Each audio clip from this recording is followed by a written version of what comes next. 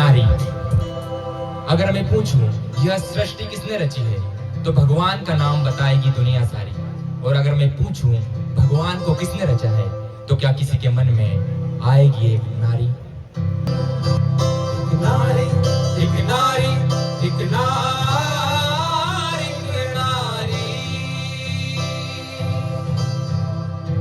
एक नारी, एक नारी, एक नारी,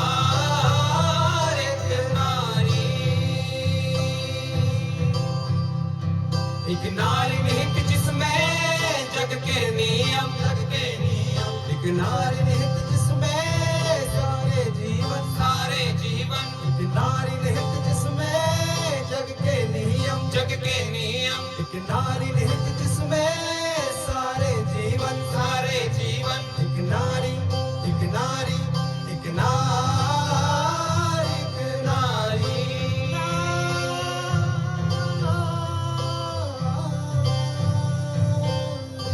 यह तो तय है कि उनके होने से हम हैं, फिर उनके होने पर हमें क्यों शर्म है।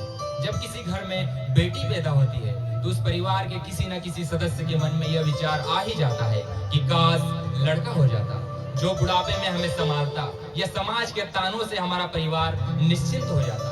क्या बेटी को बड़ा करने की जिम्मेदारी हो गई इतनी भारी कि कोई पैदा ही नहीं करना चाहता नारी। जब वो स्कूल गई तो लड़कों ने उसे छेड़ा, उसके चरित्र को अपने हिसाब से तोड़ा मरोड़ा। जब वो बाजार गई तो लोगों ने उसे नजरें गड़ा कर देखा। उन लोगों के घर में भी स्त्री है, उन्हें भी कोई इसी तरह देखता होगा, ऐसा किसी ने नहीं सोचा। इन सब हरकतों के बावजूद वो कितनी मजबूत है, जो इन सब हरकतों को सहती रहती है। कभी बेटी, कभी माँ, कभी पत्नी, कभी बहन, न जाने कितने बंधनों का बोझ ढोती रहती है, फिर भी सारे रिश्तों में ममता बांटती है बारी बारी। अब मुझे बताओ, भगवान से भी बड़ी हुई ना नारी। जब वो पत्नी बनी तो उसने अपने सपने जला दिए, जब वो माँ बनी तो उसने अपनी जरूरतें जला दी, जब वो सास बनी तो उसने अपने दिल को बांटा। फिर भी कई बच्चों ने उसे दिखाया अनाथालय का रास्ता। जब वो पैदा होती है तब से ही कर देती है जीवन पर्यंत युद्ध की तैयारी। अगर अगली बार तुमसे कोई पूछे कि यह दुनिया किसने रची है, तो तुम बताना एक नारी। आज हमारे मुल्क के सबसे बड़े पद पर कौन है? एक नारी। आज हमारे मुल्क के वित्त विभाग को कौन संभाल रहा है? एक नारी।